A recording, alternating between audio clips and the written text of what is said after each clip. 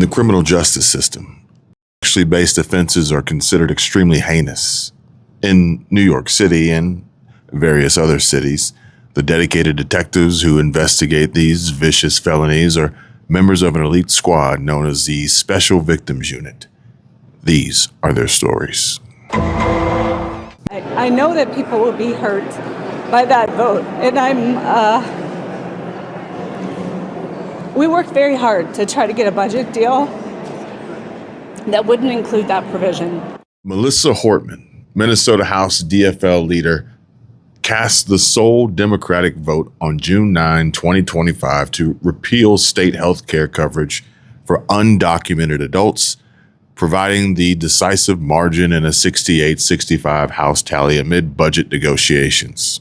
But just 5 days later, on June 14, 2025, Hortman and her husband of almost 30 years didn't quite make it to their Pearl anniversary before they were fatally shot in their own home in a politically motivated assassination, with suspect Vance Belterre indicted.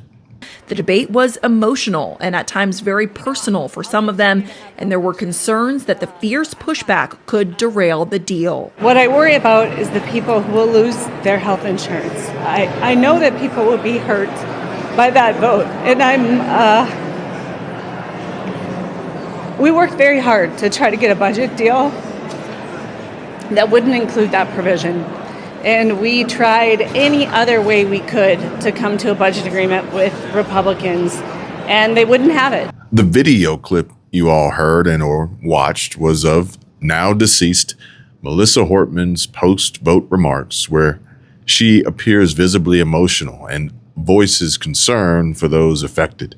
Her cracking voice underscoring the personal toll of defying party lines on a divisive issue. And she said, "I know that people will be hurt." But did she have an idea that the people who would be hurt would be, in fact, her and her husband? I'm heartbroken. A woman in public office has been assassinated. Shot and killed simply for serving her state. Melissa Hortman should still be with us. Melissa was one of the most consequential speakers in the history of our state. Her life mattered. Her leadership mattered. Political violence is happening to Democrats and Republicans. To women, to leaders, to people who dare to speak up. Threats. A plan to kidnap Michigan Governor Gretchen Whitmer, and then what they were planning to do to her. Harassment. Female members, specifically, regardless of party affiliation, are the number one targeted for violence, threats, and harassment campaigns. Armed intimidation. A gunman shot Arizona Congresswoman Gabrielle Giffords and several others today. And now murder, all because someone decided her voice was too powerful. We refuse to accept this. The polarization in our country, the online hate, it needs to stop.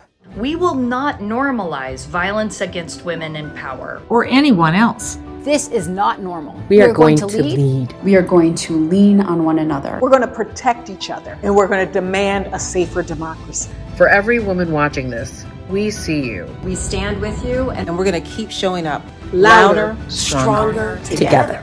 Violence has absolutely no place in democracy. Well, can someone please get that message delivered to all these Democrats? I think they didn't get the memo. Oh, and did anyone else catch that? And just how little was said by the Lieutenant Governor of Minnesota, Peggy Flanagan. Peggy Flanagan, we talked about her during my last show, and the same Peggy Flanagan who just continues to embarrass herself and has somehow managed to out-virtue signal Jacob Frey. Flanagan, whilst sporting and rocking a hijab headscarf, amid a multi-billion-dollar fraud scandal involving Somali residents in Minnesota, juxtaposed with her Catholic advocacy for immigrants. But Flanagan declares Somalis built Minnesota, and she is almost as delusional, if not more, than them. State Senator Zaida Mohammed says these attacks won't stop with Somalis, and their contributions can't easily be erased. We are in every industry, and Minnesota would not be able to survive nor thrive without the Somali community here. Crazy enough to even say and hear those words come out of my own mouth, but Somali-born Minnesota State Senator Zainab Mohammed says that Minnesota wouldn't be able to survive without Somalis. Want to take a bet? All right, y'all, let's hit pause for a second because this matters and it's really important. We talk a lot on this channel about taking control of your life, making smart choices, and not letting the system overwhelm you. But when it comes to navigating Medicare, it can feel like you're wading through a swamp of total confusion. Plans, coverage, costs, deadlines, you name it. And that's where Chapter steps in. They're not just another company. They're the real deal when it comes to free Medicare help. Chapter's team of advisors has helped thousands of people across the country find the right Medicare plan, and they do it with one goal in mind, putting you first. No fees, no pressure, just honest guidance to make sure you're covered without breaking the bank. Big insurance companies have their own agendas, but Chapter's got your back, fighting to get you the plan that works for you. So if you're approaching Medicare age or helping a loved one figure it out, don't go it alone. Call Chapter today at 270-467-2426 and start getting the clarity you deserve. Because at the end of the day, protecting your health and your wallet, well, that's not just smart. It's living life on your terms. But where was I? Oh, yeah, right here. And Peggy Flanagan, the front runner for the Democrat nomination for the U.S. Senate in Minnesota. Ah, yes, the faithful Catholic, Peggy Flanagan, who said her Catholic faith is what tells her to welcome the stranger or welcome thy stranger. But apparently this includes the many Somali fraudsters in her state.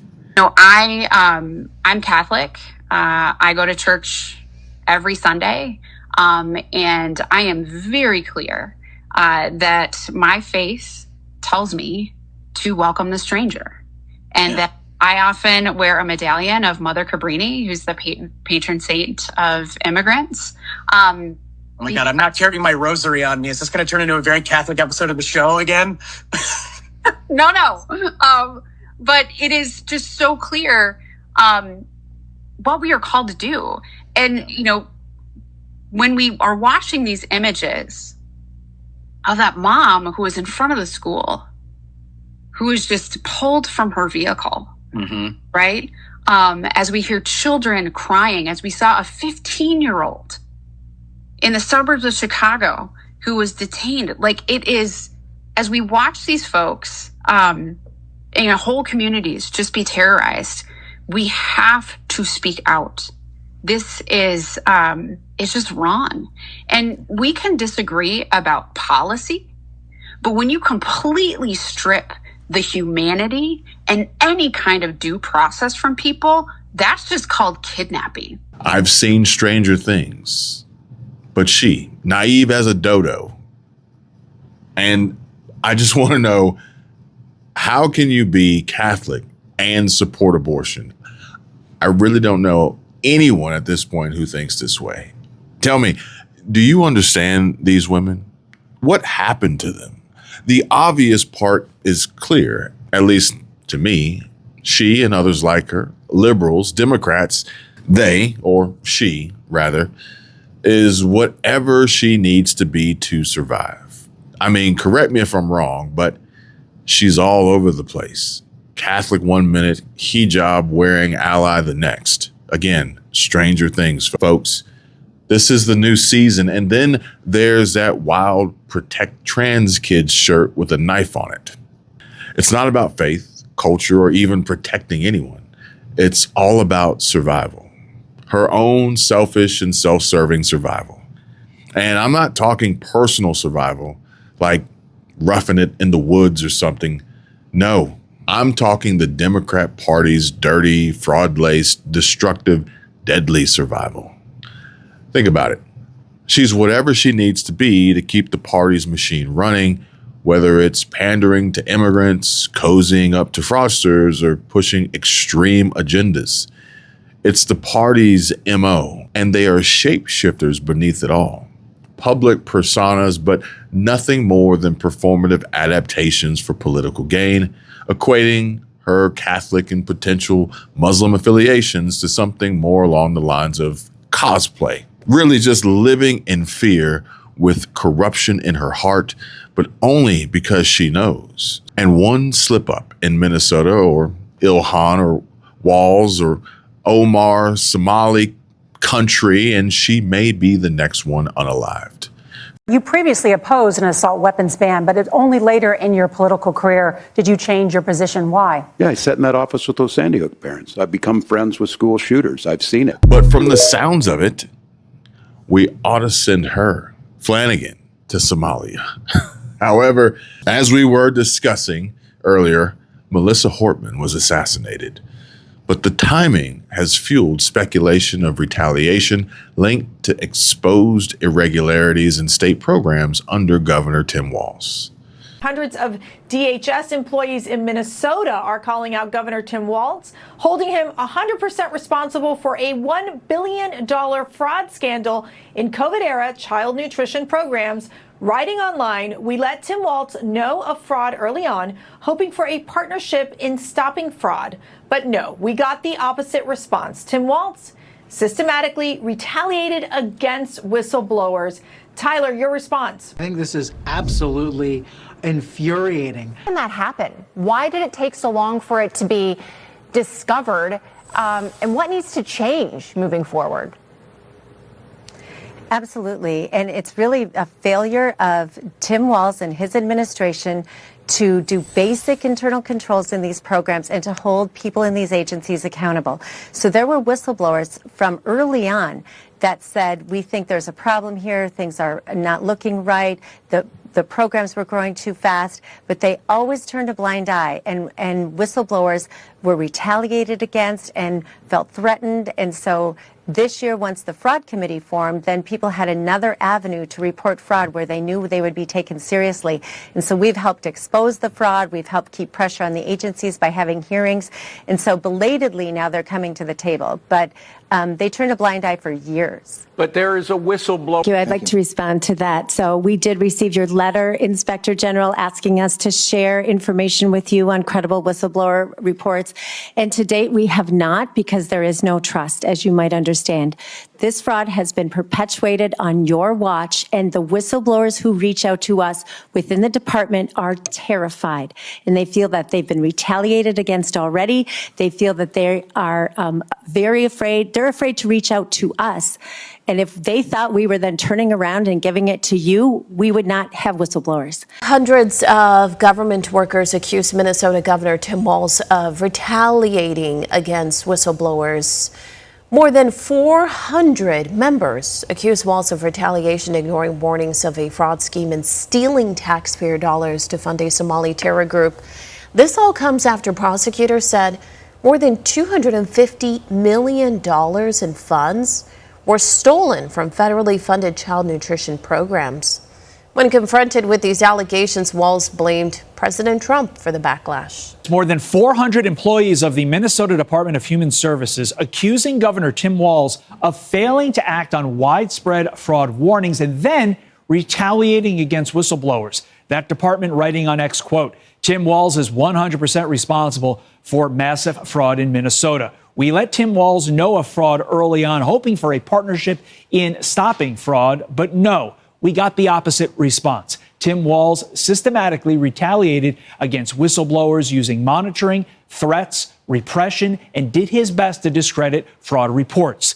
Now, the claims come as some in Minnesota's Somali community continue to face allegations, with the New York Times reporting that federal prosecutors, quote, charged dozens of people with felonies, accusing them of stealing hundreds of millions of dollars from a government program meant to keep children fed during the COVID-19 pandemic.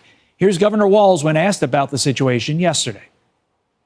I take responsibility for putting people in jail. Governors don't get to just talk theoretically. We have to solve problems. And I will note, it's not just Somalis. Minnesota is a generous state. Minnesota is a prosperous state, a well-run state. We're AAA bond rated, but that attracts criminals. Those people are going to jail. We're doing everything we can. But to demonize an entire community on the actions of a few, it's lazy.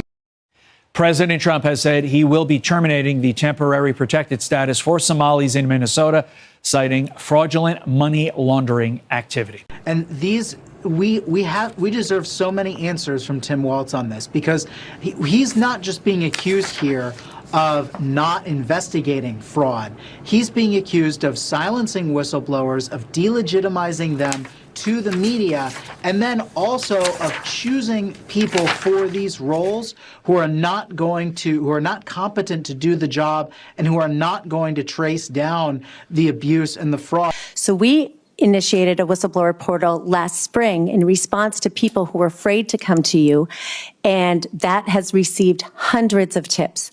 Belatedly, you all also put out a whistleblower report portal this fall, which I think hopefully is also generating tips. But when I get credible allegations of fraud from whistleblowers, we meet with them, we interview them, we ferret it out as much as possible. But as you know, legislators do not have access to bank records, health records, subpoena power, the SWIFT payment system that the state uses to pay things.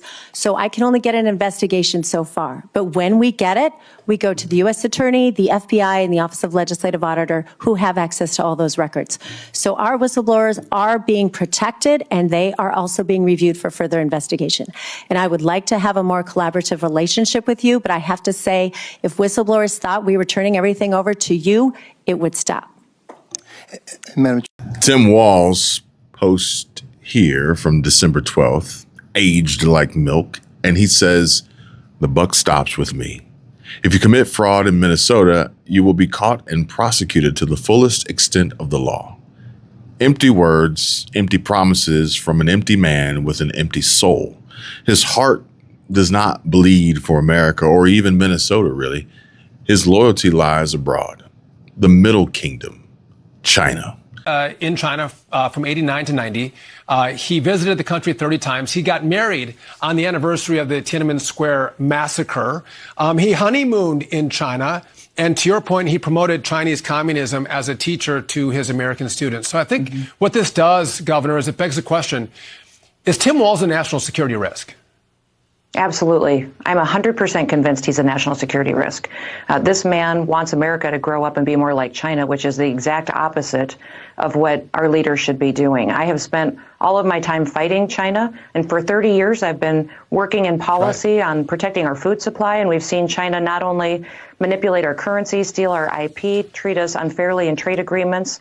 They've also spied on us. They've come in and they're taking and buying our land. I have banned them purchasing land and doing state contracts in South Dakota. The rest of the country needs to realize and wake up that we do not want a leader like Tim Walz and Kamala Harris in the White House because of how they would undermine our national security. It's a big concern, and I hope we start talking about it a little bit more, that you have to have people in the White House that truly want to protect us, protect our republic, and fight socialism, fight Marxism, fight communism. That's not Tim Walz. No, it's not. Thank you, Kristi Noem. But I've got to tell you about what's going on with China and silver and why it's a big deal, especially with guys like Tim Walz in the picture, because this is serious stuff that's happening right now, and it's going to get a whole lot worse if we don't watch out. And so, first off, China just announced they're going to start restricting silver exports starting January 1, 2026. They're saying you need a government license to export silver, and only big state-approved companies can do it. This is huge because China controls something like 60 to 70% of the world's silver supply. But as you all probably already know, silver isn't just some shiny metal. It's critical for all sorts of stuff we need. Solar panels, electric vehicles, electronics, even medical devices. Without it, our industries are going to be in big trouble. And so are some people. Elon Musk posts, "This is not good. Silver is needed in many industrial processes." But now, folks, here's the kicker. The global silver market was already in a deficit. Demand is way higher than supply, and it's been that way for years. With China clamping down, it's going to get even worse. And according to this rumor alert, Donald Trump to ban export of silver from USA by Jan 1st. The supply shock is coming. But as for now, no, There's no official confirmation of a U.S. silver export ban by Trump starting January 1, 2026, at least as far as I can tell. But the rumor likely confuses this with China's new export restrictions requiring licenses effective that very same date, amid rising silver prices. Now, Trump did, however, add silver to the critical minerals list in November, but no export curbs announced just yet. But this is exactly why I'm sharing this, because few understand the significance of this decision and even fewer are positioned to take advantage. But for those out there who are super bullish, more breaking posts like these that say Saudi to invest $10 billion from their sovereign wealth fund into silver and 1,000 is imminent per ounce, I would assume. Granted, the news and all the rumors are met with counters like pure mad euphoria for 1,000, not even 100, but this might be happening. And 1,000 is a magnet right now, but all across the world, silver is trading at a premium and demand cannot be met. But what we do know right now is prices are already skyrocketing. Silver's nearly doubled since May, jumping from $38 to over $74 an ounce. Today it was like $81, $82. And that's because physical silver is getting scarce. Inventories are collapsing everywhere. COMEX is down 70% since 2020. London vaults are down 40%, and Shanghai is at 10-year lows. People are paying premiums just to get their hands on the real stuff because the paper market is an absolute joke.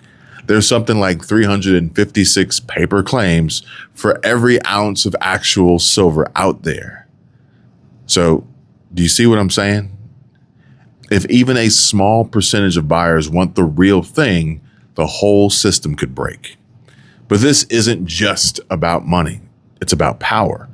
China's doing this to control the game, just like they did with rare earth metals. They're using silver as a weapon, and it's going to hurt us. China is the second largest silver producer, and it's stopping all silver exports next week. That's 13% of the world's silver supply going offline. Silver's not rallying because of fear. It's rallying because a real supply squeeze is playing out in real time. Our industries are going to face higher costs, supply chain disruptions, and we're going to be at their mercy. This is part of a bigger picture where countries are moving away from the dollar because our national debt is exploding and the dollar has been used as a diplomatic weapon. If you check the spot price for gold, it is at an all-time high in world history. Why is that? Well, because it's the new global reserve currency. That's why.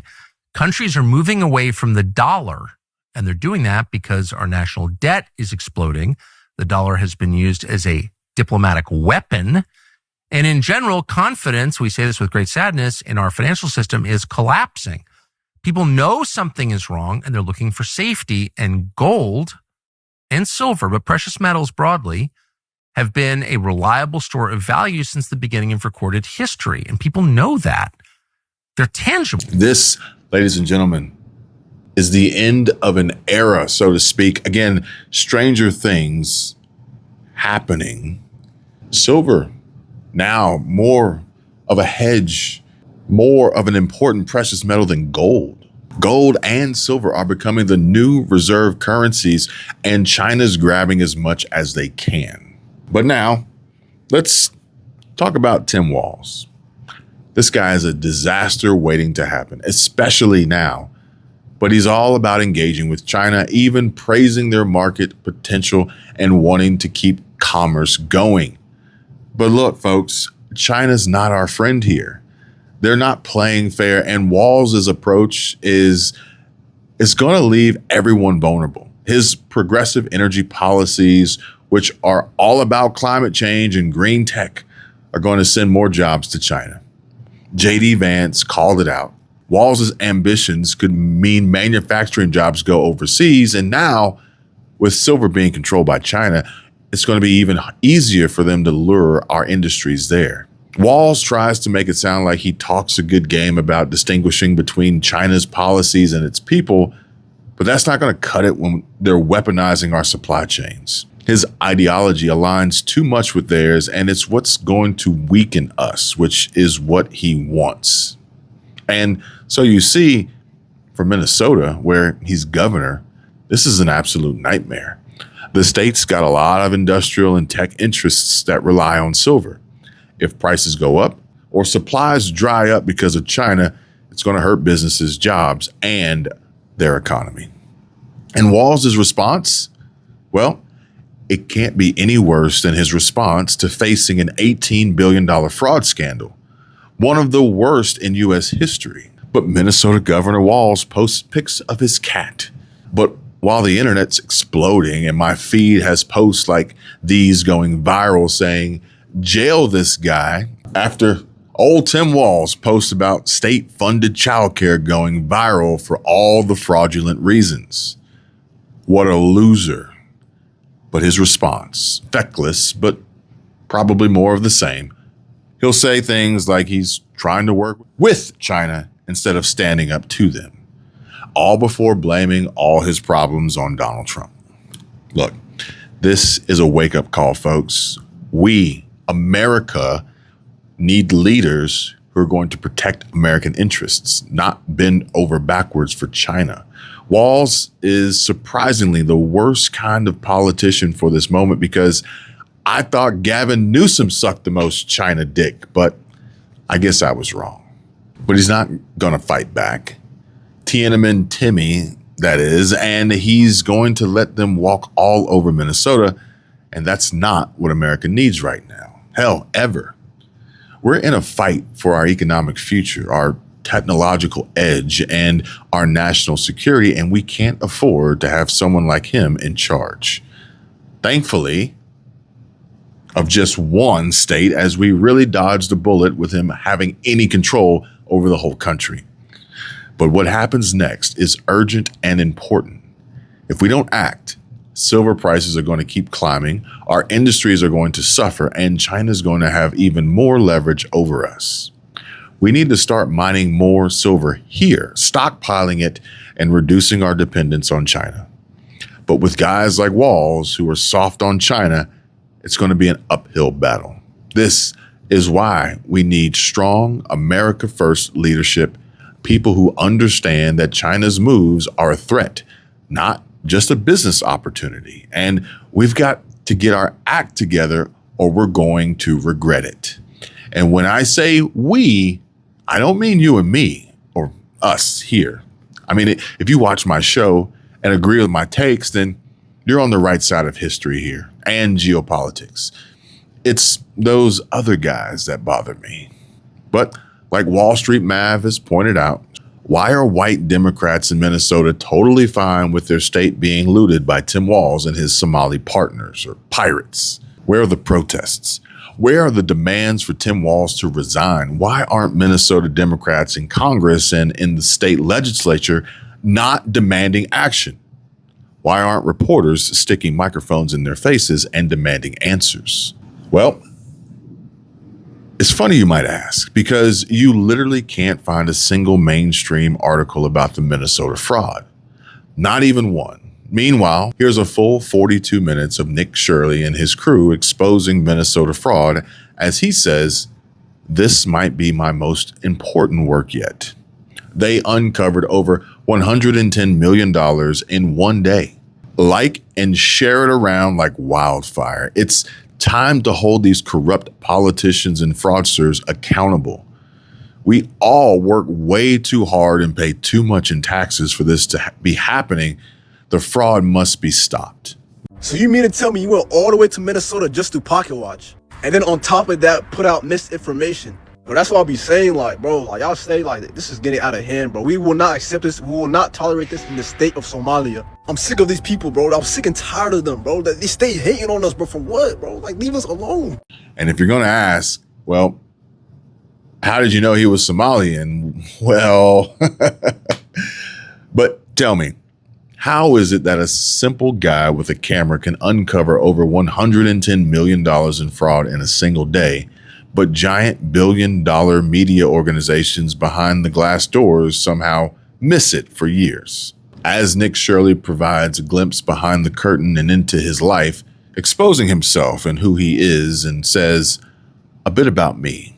He's 23 years old, 100% independent. He has posted a full YouTube video every week for the past 104 weeks.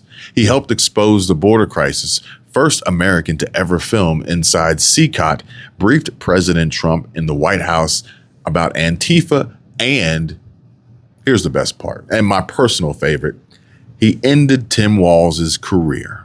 We have to be able to hold people like Walz to account. If you burn $1 billion through sheer negligence, just blind recklessness, then there's got to be some accounting. You've got to appear and answer for these questions. So do you think Walz will actually have to appear before the House Oversight Committee? I think he might. And, you know, without any question, he and his administration are going to have to answer some questions, and he's going to have to do better than he did over the weekend. I mean, he basically offered a shrug and a smile. Well, there's $1 billion missing on the table, and someone's going to have to answer for it. Yeah, taxpayer dollars potentially to terrorists. It's crazy. Taxpayer dollars potentially to terrorists. Yeah, it's crazy, all right. Why were child and adult care centers in Minnesota maxing out donations to a Somali candidate in Washington? Maybe this is why they fought Doge so hard. Ilhan says, yes, we found hundreds of fraud schemes. This is one of many. There was massive fraud in every government program, especially federal funds sent as block grants to states like Tim Walz's and the welfare fraud queen Ilhan Omar's Minnesota. Why does Minnesota have same-day voter registration? And why is it allowed so that one registered voter can vouch for up to 8 others who don't have an ID? Add up to. Why are they engaged in all this? What is their objective here? It's the Somalification of America. In other words, when you see the state of Somalia, that's what they want for America at the end of the day, because it's easier to rule over an empire of ashes than it is for the Democratic Party to rule over a functioning, Western, high-trust society with a strong middle class. Look how powerful the Democrat Party became in Minnesota once they flooded it with 100,000 Somalians. Once the elections were decided, right, by clan rivalries and ethnic feuds. Once that happened, the Democrat Party became permanently powerful in Minnesota. They became permanently powerful in the Twin Cities. That's their model for America, to make the whole country into a version of Somalia. And everything they do gets down to that. So when you ask me what I'm thankful for, this Thanksgiving, I praise God every day that Donald Trump is our president. And we've gone from 30% inflation, 20 million illegals, unlimited refugees. And Scott Pressler, the persistent, says, do you want to hear something wild? Absolutely wild? Okay, get this. Senator Al Franken, Minnesota Democrat, was first elected by 312 votes in 2008. And so, in 2008, 542,257 people registered to vote on Election Day. Nearly 19% of all Minnesota voters registered to vote on E-Day in 2008. What are the odds? I don't know. Probably just as unlikely as how back in 2020, when military ballots showed up that were all for Biden and only for Biden.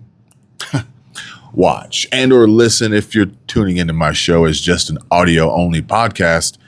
As a witness says, they watched ballot after ballot with 0 votes for Trump. No other races filled out, just Biden's name and done. But do you want to know the kicker? These were supposedly from military members, one of Trump's strongest bases. This whistleblower, she didn't hold back, calling the pattern really strange and flat out saying any sensible person can see the fraud, which I guess that just means Democrats are not sensible individuals. I just thought it was strange that only Biden's name was selected, no down ballot.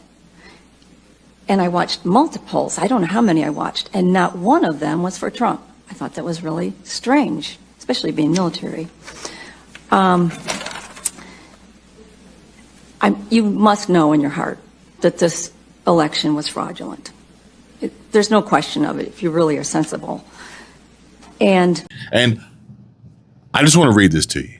It's a quick share from a post that came across my feed that has the headline of regarding fraud in Minnesota.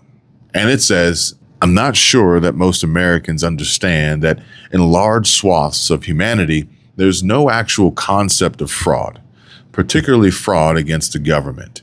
Instead, there is a belief in the virtue of getting away with what you can to help yourself and your tribe. Keyword, tribe. Tribe, okay? But he goes on to say, I spent a lot of my life in the Middle East and Central Asia, working closely with foreign contractors and foreign governments to provide support to American military operations. But as a U.S. Army officer with a big checkbook courtesy of Uncle Sam, I can't really count the sheer number of times I was offered bribes to award a contract or falsify records to do things like create larger or fake headcounts at places like dining facilities, or to just simply be on the take for future illegal requests. Of course, I had enough sense to never comply with such requests.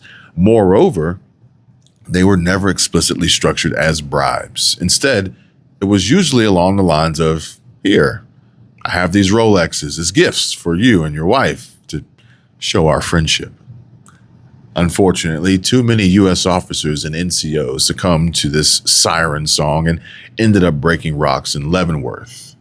But the weird thing about this, to me at least, was that whenever I turned down such an offering, it was treated as a grave insult, as if I was the one in the wrong and not the fraudster trying to bribe me.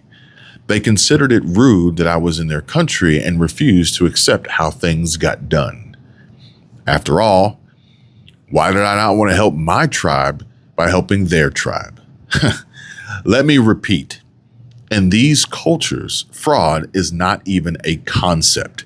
There's only what helps your tribe, their tribe. Such thought processes are so alien to Americans and much of the West. We are raised on the presumption that our institutions are valid, that the rule of law always prevails, and that integrity is universal. We need these presumptions to have working governments and economies, and without those presumptions, without the mental barrier that causes us not to accept outright fraud, our nation would quickly descend into the economic and social hellscape of countries like, Somalia. So when we import people en masse from cultures that accept bribery and fraud as routine, acceptable ways to advance one's own tribe, we should not be surprised that things like the $8 billion+ fraud schemes of the Somali population in Minnesota happen so easily. Introducing a fraud-based culture based on tribalism into America is like introducing some sort of lethal virus into a population that has no natural immunity. Like creating one in a lab in Wuhan, China. Fauci. The virus will spread and grow unchecked because it's so alien to the host. Similarly, a culture of fraud is anathema to American thinking, and it must be cut out before it consumes the host. So when you see and hear patriotic Americans decrying what's happening in Minnesota or elsewhere, and when they seek deportation of the offenders like Ilhan Omar and her brother, it's not racism, it's not bigotry, it's not xenophobia. Instead, it's preserving the American tradition of responsible institutions and national integrity. And dare I say, even in this context, folks, hear me out, Bernie Sanders is right. If you don't have any borders, then you don't have a nation, right? In a sense. So has historically the United States done well under Democrats and Republicans in protecting the border? The answer is no. Trump did a better job. I don't like Trump, but we should have a secure border. And it ain't that hard to do. Biden didn't do it. Those before him did not do it. We should have a secure border, period. And Trump did that, is doing that. He's doing a better job. He's doing what we voted for. I bet you there are a lot of people that voted for Trump that wish the Kamala Harris was in the White House. Didn't vote. But like I said, I was shocked to hear the words come out of Bernie's mouth. Granted, his main complaint is with those who have enormous wealth and typically tries spreading lies and propaganda, much like Jennifer Welch, who lies about the GOP here in this next clip. The Republican Party has done such a good job propagandizing that if you need anything from the government, you're a lazy piece of shit and you're a moocher, when really the parasites and the parasitic people in the country are the billionaires. But that's just funny as mega multi-billionaire Elon Musk shares more truth and exposes more underreported news like this, and how Somalia will assume the presidency of the UN Security Council on January 1st, 2026. So it sounds to me like we need more billionaire truth tellers than anything else right now. Don't you? Wouldn't you agree? Sympathy towards these people is appeasement and a sign of weakness, and it's not going to stop them from continuing, and it's not going to keep them right there. You give an inch, they're going to take a mile. And the rabbi begged for something, and I want to beg the American people for something. I am an Iranian Jew. My family escaped on the back of a pickup truck under gunfire in 1985, 1986, and made it, thank God, to this amazing country. In Iran, it started the same way. It started on the college campuses. It was the Islamists joining hands with the leftists. Same thing as it's happening here. And I want to give you a warning. When an activist on behalf of Iran was in my home, I asked her, when they came for the Jews, why did you say nothing? She said, when they came for the Jews, we said we are not Jewish, so why should we care? When they came for the Baha'is, they said we are not Baha'i, so why should we care? When they finally killed Massa, they said we are all Massa, and they began to care. So to all the Americans out there, the Iranian Jews who escaped our homeland to come here, want to give you a warning. It starts with the Jews, and it doesn't end with the Jews. You need to speak up. We need to take our country back and take it back to the Judeo-Christian values it was founded on. Because if we don't stop it in the tracks, look at what's happening to Europe. Look at what's happened many other places all over the world. The time is now to speak up, to protect our country, to protect the justice and the rights that you love and you appreciate in this country. The time is now. A timely warning, I feel, much like this one here from the late Charlie Kirk, but originally posted on my birthday, March 17th. However, back in 2013, where he says, keep an eye on Minnesota. And say it with me, folks. We are going to save Minnesota by firing Tim Walz in 2026. For Charlie. Billions of Somali fraud was just exposed for all to see, and the city of Minneapolis is responding by disrespecting its citizens and Americans and affirming they will protect illegals and not cooperate with ICE. It is unreal, folks. But look, it's not that they couldn't find it, the fraud, but it's that they wouldn't even look.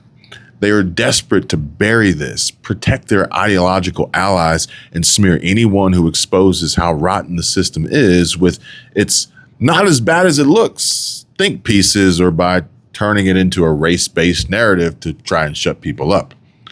This is as clear as it gets in broad daylight. The story isn't just the fraud. The story is the massive cover-up.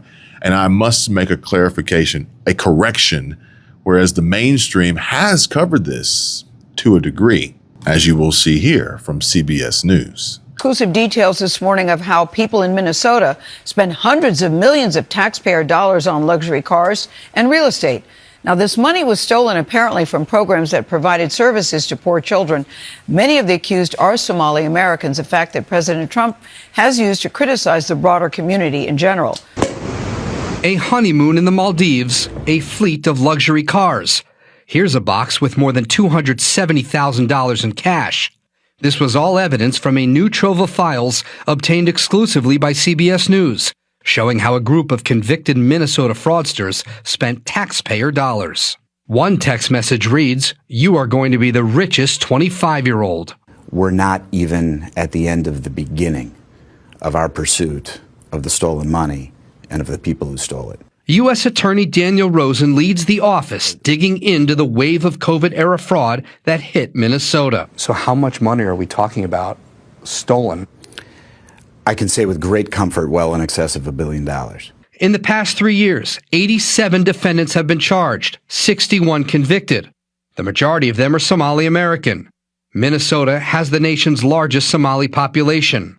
The perpetrators are accused of ripping off state-run programs intended to feed low-income kids, house the disabled, and provide services to autistic children. This was a get-rich scheme. Andy Luger was the U.S. attorney who first examined this fraud. He left in January. One of the things we discovered is that a number of the people involved were buying investment property, resort property in Kenya. Wire transfers reviewed by CBS News also show more than $1 million went to Chinese banks. It goes behind a black curtain. It's hard to see where things went beyond that. The Trump administration has said it's investigating whether any of the money fell into the hands of terror groups like al-Shabaab in Somalia. But both Luger and Rosen agree the evidence so far shows the criminals were only interested in getting rich. There was never anything that indicated that this was linked to terrorism. Somali leaders worry the community is being held collectively responsible. And this week, there have been ongoing immigration raids. Why not criticize the broader community in general? I mean, did you catch that passive-aggressive jab from that news host or journalist, if that's what you want to call her?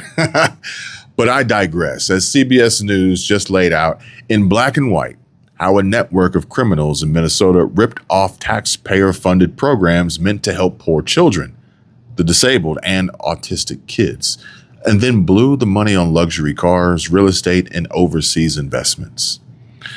But I want to circle back around to something Tim Walz had said in his Sunday NBC News Meet the Press interview earlier. But to demonize an entire community on the actions of a few, it's lazy. To demonize an entire community based on the actions of a few, it's lazy, he says. So I guess Tim Walz and the Democrats are just lazy, because I can't count how many times MAGA gets demonized by them. And I would just like one of these serpents to tell me, what have I done wrong? Besides oppose you, call you out, expose your secrets and lies, and bring truth to your lies. Oh, and work hard and try and earn an honest day's pay and a respectable living for me and my family. Something apparently Democrats, and even worse, these fraud-ring Somali immigrants know absolutely nothing about. First things first, I'm actually so shocked that Trump is attacking us. I think Trump should be thanking us in multiple ways, and I'm going to explain. First things first, I think we are a good example of what the American dream can look like.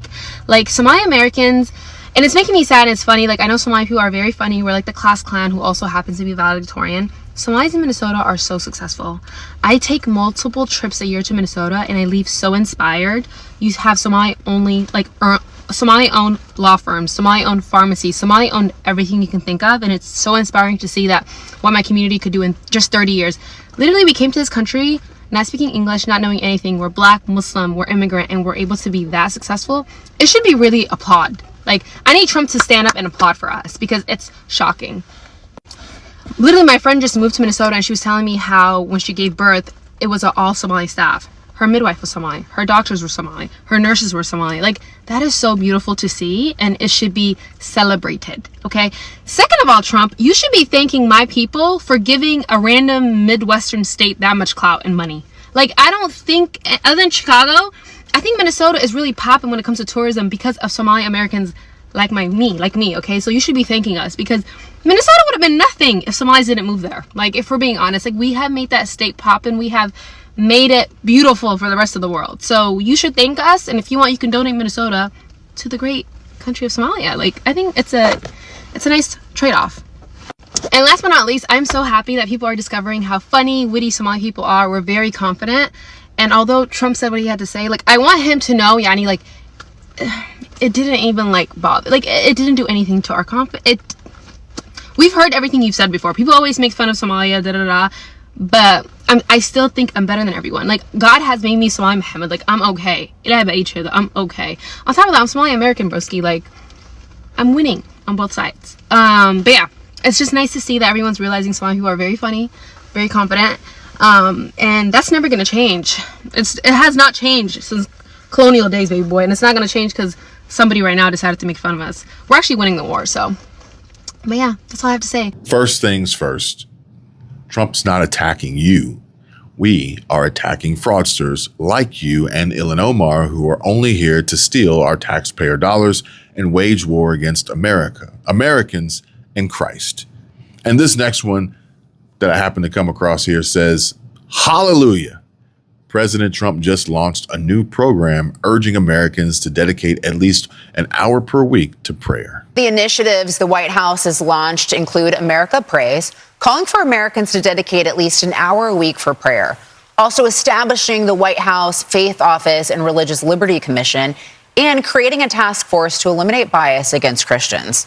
So let's bring in Fox News contributor Raymond. So to that I say, God bless Trump for putting God first and urging Americans to turn back to him, the Almighty, and not whoever it is Somalian Ilhan Omar worships. The idea that this is a white nation that needs to be preserved is a fascinatingly disgusting view, because this country is... So millions and millions of taxpayer dollars have just disappeared. Yeah, millions and millions of taxpayer dollars have disappeared. And how do you think the government let this go on for so long without doing anything? Because Walz is getting a kickback. You know he is. He's sitting in a mansion. We had a $6 billion deficit. You know what these senators did? They came out and blamed it on Donald J. Trump. Donald J. Trump did nothing. Nothing wrong. All these people, these Democrats, are blaming everything on Donald Trump when they can't hold our governor accountable in the state of Minnesota. Yeah, Donald Trump doesn't live here. He's not in charge of all these Somalians. It's really easy to figure out the fraud. All you have to do is go to one of these businesses and see that no one is working in there and there's no children in there. It's very easy to figure out the fraud, but yet Governor Walz, the people working for him, couldn't figure it out. Nope, they couldn't, until the federal government pressured them, until the Minnesota House was taken over by Republicans. So had not Donald Trump won the election here, this Somalian fraud would just continue to go on. Correct. But it's not that they couldn't investigate or find the fraud or figure it out. But instead, Tim Walz and the Democrats couldn't even bother and allegedly did the opposite and retaliated against those who did. The stench of corruption wafting out of Minnesota is no longer a faint whisper, but instead now it's a deafening roar, a siren blaring, an astonishing $18 billion in taxpayer funds meant to uplift the vulnerable through social programs has vanished into thin air, pilfered at what federal investigators call an industrial scale. This isn't a case of oversight or incompetence. It's a deliberate betrayal by those entrusted with power. At the heart of this scandal stands Governor Tim Walz and his Democratic crooks and cronies who didn't just fail to act. They allegedly turned a blind eye, retaliated against whistleblowers, and allowed the looting to just run wild, unchecked. And let's not mince words. Had Donald Trump not won the presidency and had Elon Musk not bought Twitter, this fraud, extending far beyond Minnesota's borders, might still be buried, with Walz potentially a heartbeat away from the vice presidency. Back in 2022, when Elon Musk dropped $44 billion to buy Twitter, now X, people were scratching their heads, asking, did he overpay? At the time, it seemed like a hefty price tag for a platform struggling with ad revenue and user growth. But fast forward to today, December 2025, and the narrative's flipped. That $44 billion, it's starting to look almost meaningless when you stack it against what X has become, a powerhouse for independent media and journalism that's reached millions, shifted narratives, and yes, even helped us win the 2024 election. Think about it.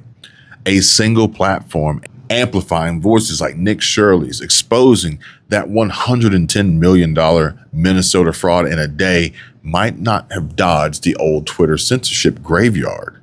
And so now, let's put it in perspective though, because Elon's net worth just crossed $700 billion, making him the first man ever to hit that milestone.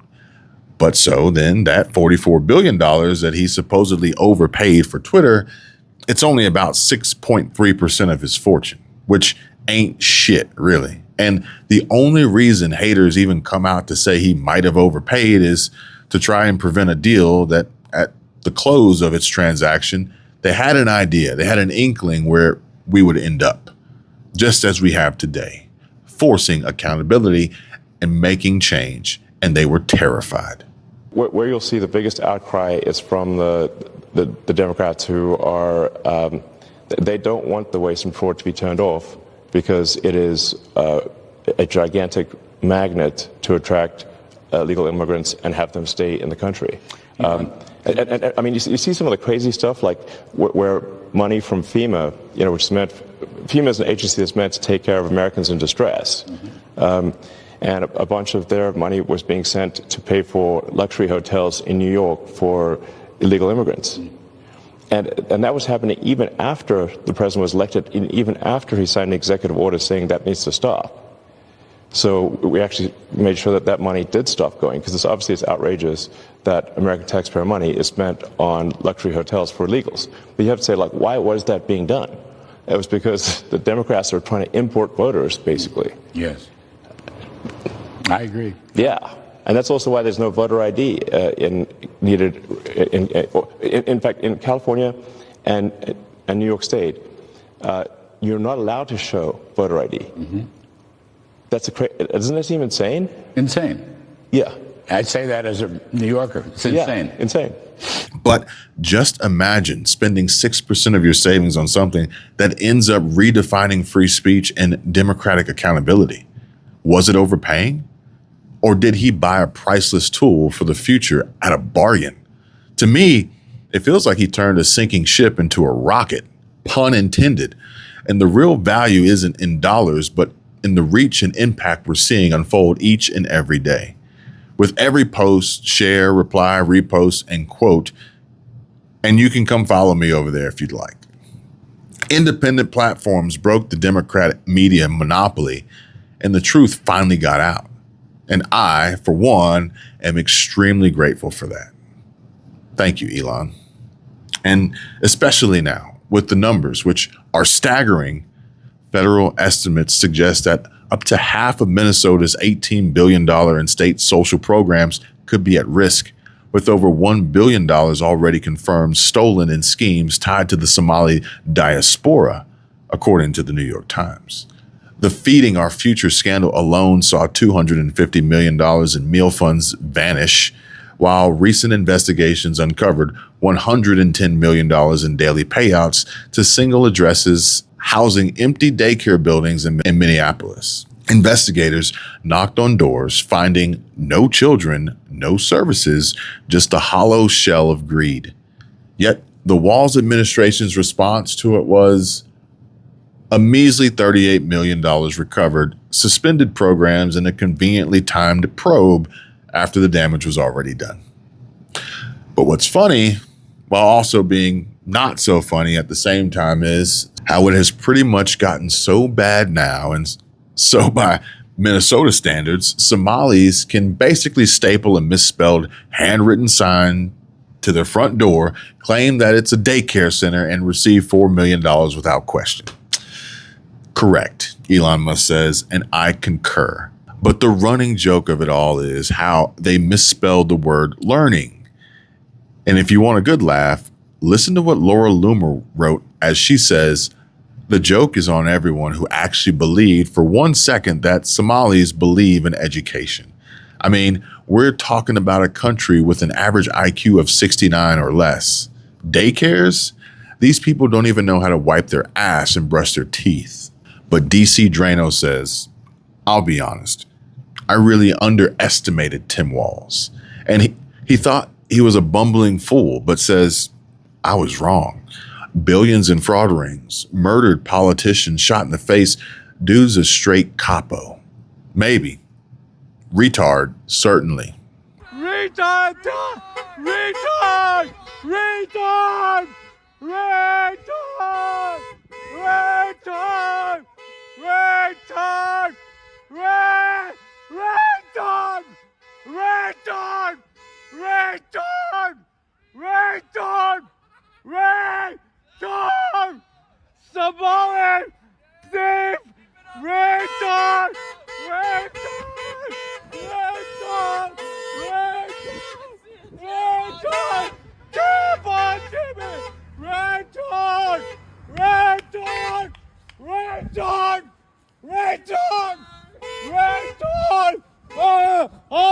I'm Tim Walz. I'm Tim Walz. I'm Tim Walz taking out the trash. A retard, certainly.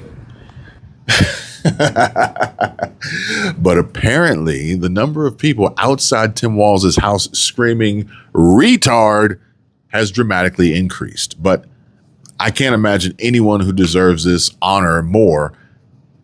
Well done, patriots. I approve of this message. And the memes, they just keep them coming. This one here says, Somali daycare owners with literally zero clients, and you can see the money counter spinning. And the meme of the day from Trust Fund Terry. But this week on House Hunters, she's a stay-at-home mom of 13 children. He owns 3 child care centers and 2 autism centers in Minneapolis. Their budget is $4 million. This isn't a case of they couldn't figure it out. No, the inconvenient truth is that if Elon Musk didn't buy Twitter, the fraud exploding out of Minnesota would still be buried. Tim Walz might even be vice president right now. Independent platforms like X broke the Democrat media monopoly, shining a light where legacy outlets refuse to look.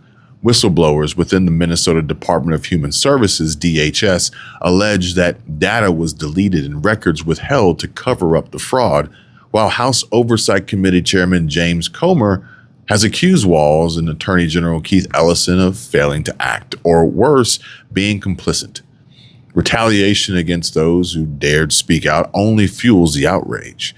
This wasn't negligence. It was a calculated choice to protect political interests over the public good. But the fraud's roots dig deep into Minnesota's Somali community, where individuals allegedly set up sham companies to siphon millions. But the scandal doesn't stop there. No, it's personal. Representative Ilhan Omar, Minnesota's own congresswoman, has long been a lightning rod for controversy, with allegations that she married her brother to secure immigration benefits, adding fuel to the fire. While these claims are being verified, her vocal defense on the Somali diaspora and her progressive policies, coupled with her removal from the House Foreign Affairs Committee in 2023 over Israel-related comments, raise questions about her influence. Could her silence on this fraud be tied to protecting her community's image, or is there a deeper political agenda at play? The lack of accountability from her office is deafening for sure, as we have seen her storm off and ignore questions from independents, reporters like us here, posting on X and some on YouTube as well. And then there's this symbol that has Minnesotans seething and Elon Musk calling the governor traitor Tim Walz. But that's the Somali flag flying at the governor's mansion, folks. Look at the Somalian flag at the governor's mansion in Minnesota. There's cameras everywhere. Look at that flag. A disgrace.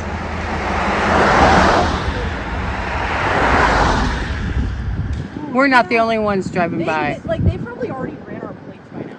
Like, literally. Like, these cameras are so Embarrassing. I would This blatant display of allegiance to a foreign nation while Minnesota's taxpayers are robbed blind is an insult to every citizen. It's a middle finger to the hard-working people who fund these programs, now drained by corruption under Walz's watch. The outrage is palpable and it's justified. Minnesota has fallen, and this is so anti-American as he couldn't even stand to fly an American flag as well. I bet you'll see the CCP's flag hoisted up his pole next. And this isn't just a Minnesota problem. It's a national crisis. The U.S. Treasury is still investigating whether some of these funds were funneled to terrorist groups like Al-Shabaab. And I will update you once federal investigators report back. But still, the scale of the fraud, hundreds of millions lost to luxury cars, houses, and real estate abroad, mirrors scams nationwide during the pandemic. Thankfully, we dodged that bullet. But had Trump not won in 2024, this Somali fraud, along with similar schemes across the country, might have continued unchecked. Walz's potential vice presidential role under Kamala Harris would have elevated his corruption to the federal level, embedding it deeper into the swamp that Trump vowed to drain. Elon Musk's acquisition of Twitter for $44 billion, a deal once mocked as an overpayment, has proven to be a game changer. By transforming it into X, Musk dismantled the Democrat media monopoly, allowing independent journalists and patriots to expose truths that legacy media buried. Again, folks, the end of an era. The era of mainstream legacy news media. And I don't doubt for 1 second that if Kamala would have won, they'd have tried to bankrupt X and he would have been brought up on charges. Elon Musk's platform has become a beacon of free speech, and without it, Tim Walz, as many other Dems, misdeeds might still be shrouded in darkness. And folks, I have great news to share, as you are about to see hundreds of Nick Shirley imitators flood social media and YouTube. They will go all over the country trying to expose the insane fraud and wasteful spending. The incentive to capture millions of views is too great to be ignored by a generation of young people who treat views like oxygen. Nick's single video will spawn thousands more. But what is fascinating about that development will be the realization that a decentralized Doge effort can't be defeated by bureaucrats and politicians. These establishment people could stop Doge because it was a centralized organization that had a clear leader, and not to mention a deadline on his ability to hold that position, as well as his responsibility to his many well-run and extremely profitable businesses and shareholders. But take down Elon and resist Doge for the first few months. That was the left's winning strategy. However, you can't resist or defeat a decentralized onslaught of hundreds of young people running around with cameras, though. And Nick just showed a generation how many views they can get if they can uncover fraud and wasteful spending. Sunlight is the best disinfectant, and the sun is about to get very bright. But while Tim and Ilhan and Ilhan and the Somalian fraudsters are out there robbing Minnesota taxpayers blind, despite all the warnings and whistles blown from even Minnesota staff fraud reporting commentary, as they say, we reiterate, we warned the Democrats and Kamala Harris about Tim Walz before he was selected for VP. This was before Minnesota fraud hit the news. No response from either. Democrats, please consider what your values are. Fighting fraud and corruption isn't a partisan issue. Breaking now, and the latest from Polymarket, as the odds of Tim Walz being criminally charged are soaring amid the expose revealing fake Somalian daycare centers. Arrest him and give everyone their tax money back. But Americans are pissed. I mean, how does it look trying to motivate people to go to work after Somalis just stole $8 billion, are still free, and with no jail time yet so far? But with the latest rumors swirling around Pam Bondi, I can see where we need to step things up a bit.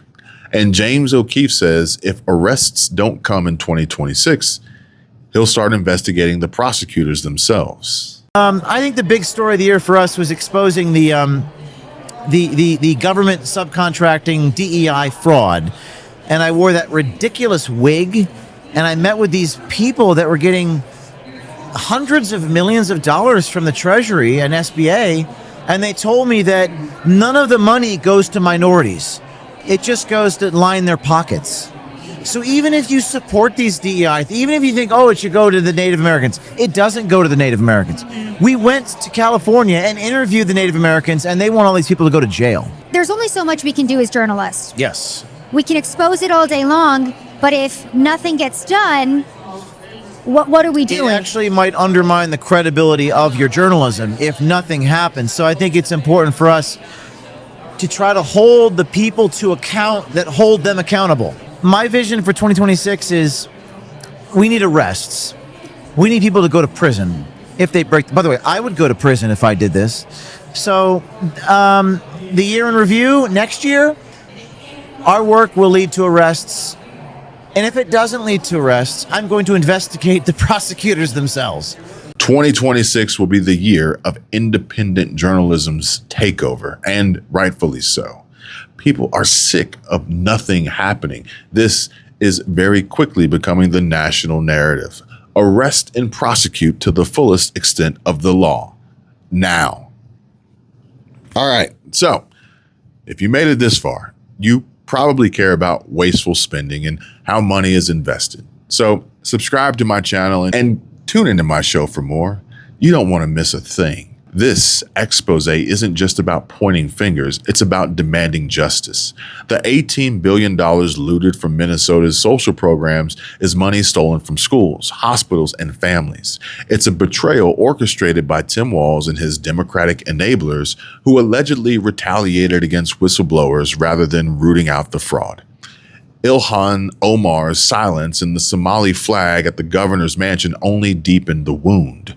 Had Trump not won and had Musk not bought Twitter, this corruption might have spread nationwide with Walz as vice president and Omar as a key player.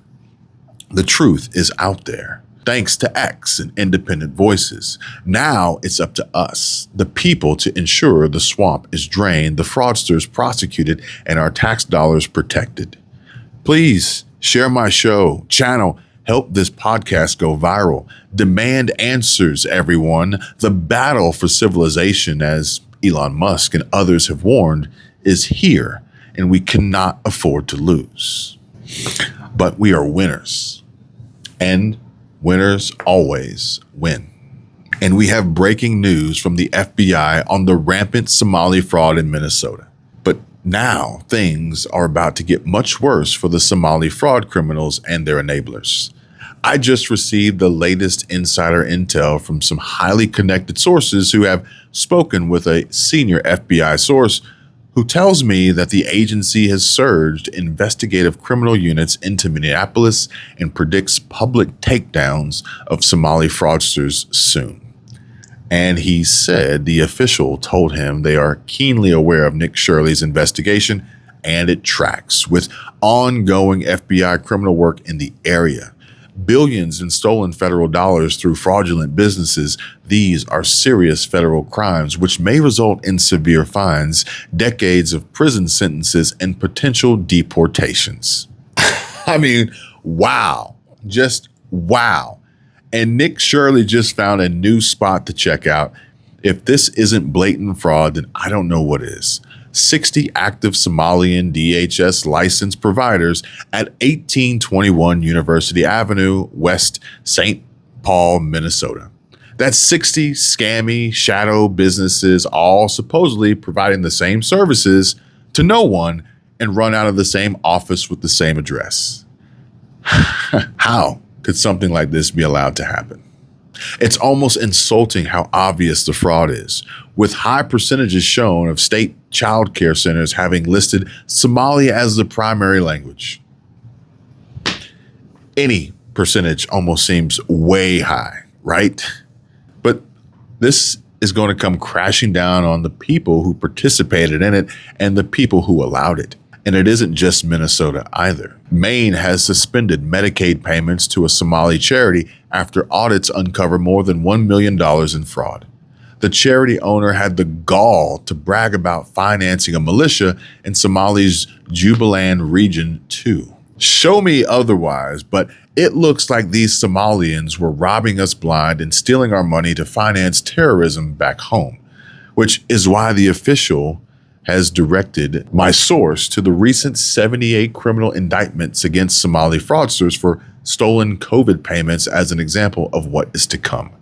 Oh, and when asked about the Act Blue donations to Democrat candidates from the fraudulent Somali daycares, the official direction points to the ongoing FBI Act Blue criminal investigation and said the agency will follow the money. And Act Blue is under criminal investigation by the FBI for fraudulent payments that may break American election law.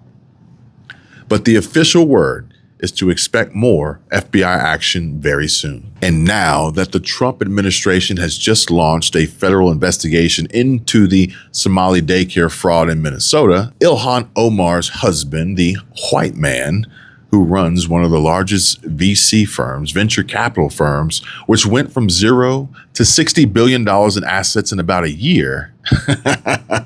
They just started scrubbing their site. This, as squad member faces mounting questions on sudden wealth amid Minnesota welfare fraud. This is insane. And this is a full-on RICO case, really, now at this point. Our government has been so corrupt, and they laugh in our faces while they steal our money. Very interesting. But now I see a pattern, too. And remember how shocked everyone was when Kamala Harris strangely chose quirky jazz hands Tim Walz as her VP running mate? What if it wasn't a strange decision at all, and a calculation based on access to billions of dollars of Somali fraud money that could be funneled to her presidential campaign or personal finances? Nick Shirley and the FBI have uncovered what may be the largest theft of taxpayer dollars in U.S. history, and I predict when we examine other states, we'll find that this is just the tip of the iceberg. Then it's time to throw the book at them. But ladies and gentlemen, this is how it all ends for Tim Walz, the Democrats, Minnesota fraudsters, Ilhan Omar, and all those illegal Somalians. Oh, yeah, and just a quick response to that poor little clueless Somali girl ranting off inaccurate at best lies from the front seat of her car. First things first, like I said before, Trump's not attacking Somalians, just those who want to wish death to America and steal from us. As any true American patriot would protect themselves, family, and country from enemies who have actually set out to attack us first. But the only thanks that should be in order is from you. Thanking Trump for allowing you to even stay and not just kicking you all out overnight and saying F all the way off. And you do remind me of the class clown, and you're in no way, shape, or form what I think of when I think of the American dream. And the only way that I would applaud you would be as you board a flight heading back to East Africa. But you got to be kidding me, right? You said you should be thanking Somalis from Minnesota. So much clout and money. Even 4 out of 5 of you are on welfare. I mean, if everyone started scamming billions like they're doing in Minnesota, we could all have these businesses too, right? I mean, it's easy to start businesses when you're using fraudulent money. These people are all so delusional. Meanwhile, 80% of Somalians in Minnesota are drawing from the system. And I tell you what, if you're so proud of your sister's delivery being all Somalian and it was so beautiful to see and you want it celebrated, then why don't you just go back to Somalia? What a novel idea, right? Then we can all celebrate. I swear, it's the insanely ignorant and powerfully dumb and tremendously stupid that like to tout diversity while also lifting up exclusion and segregation. But sweetie, poor little thing, we see you there. You're sitting in your car all fired up, telling President Trump he can donate Minnesota to Somalia. Let's break this down, shall we? Because, look, little girl, you're not just wrong. You're hilariously, constitutionally, and historically wrong. And it's clear you're more interested in racking up likes on TikTok than understanding how this country actually works. First off, let's address your little fantasy about Minnesota being handed over to Somalia. You call it a nice trade-off, but let's get real. It's not a trade-off, it's a pipe dream. The U.S. Constitution doesn't have a clause for presidential giveaways of states, no matter how much you wish it did. Article 4, Section 3 is clear. Congress can admit new states or deal with territories, but it explicitly forbids messing with existing states without their consent and Congress's approval.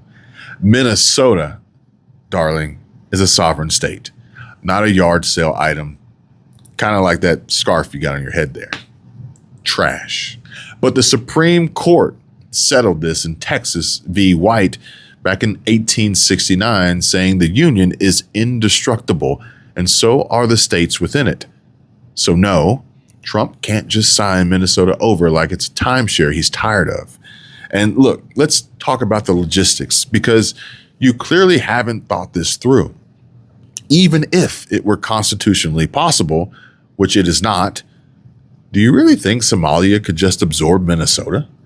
With its 5.7 million residents, trillions in infrastructure, and an economy larger than Somalia's entire GDP, like the steadily racking up total amount of billions of dollars in fraud stolen by some of your own. But besides that, you have international treaties, UN interventions, and probably a war on your hands. Again, not to mention the non-Somali Minnesotans who, last I checked, make up the vast majority and aren't going to just pack up and become Somali citizens. They have rights. This isn't Sharia, but rights protected by the 5th and 14th Amendments, which your little rant conveniently ignores. You're sitting there acting like you're schooling Trump, but all you're doing is exposing your own ignorance. Presidents can negotiate treaties, sure, but seating a state requires a 2/3 Senate vote, and even then, it's never been done for a state. Now, if you want to talk historical cessions, well, then they involved uninhabited territories, not bustling states with millions of American citizens. You're comparing apples to elephants, or better yet, halal here, dipshit. And don't get me started on your claim that Minnesota would be nothing without Somalis.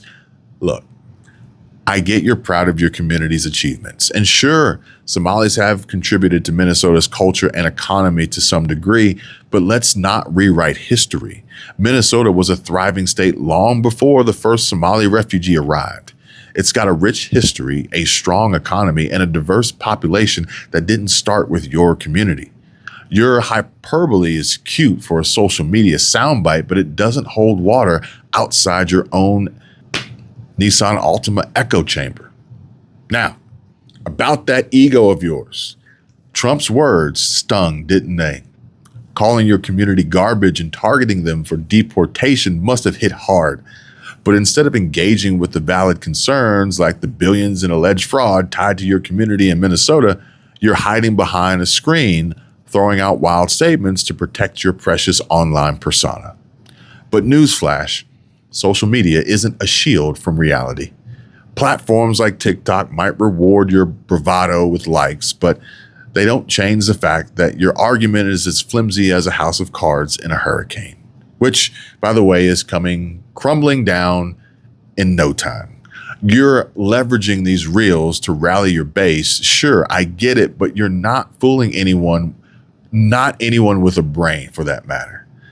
And despite the size of the skull shape of Somalis, yeah, you're lacking there. This isn't about policy or governance. It's about saving face and gaming the algorithm. And while it might resonate with your followers, it's a slap in the face to every legal American citizen who understands that states aren't up for grabs no matter how much you wish they were. So, sweetheart, darling, baby, the next time you want to clap back at Trump, maybe, just maybe, do a little bit of homework first, because right now, you're not just embarrassing yourself. You're embarrassing anyone who takes you seriously.